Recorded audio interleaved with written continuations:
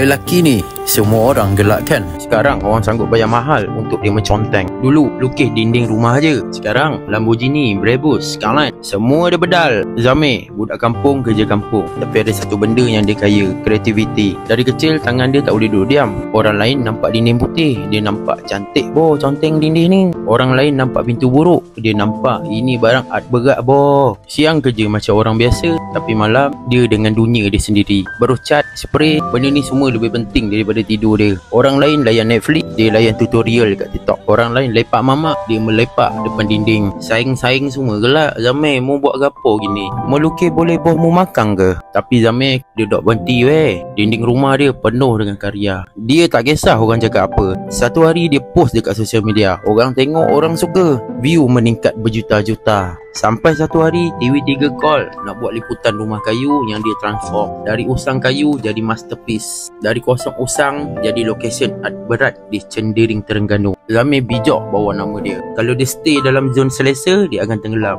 Orang tak nampak lagi dia sebagai budak kampung. Zamir pen brush bukan sekadar nama, tapi revolusi seni zaman moden. Dulu time PKP dia hanya conteng dinding, sekarang brand besar cari dia. Passion tanpa disiplin macam filem tiada watak utama. Cerita tinggal bayang, kosong tak bermakna. Nasib baik ada storytelling flywheel jadi kunci utama, buat orang tonton terus melekat brand anda di mata.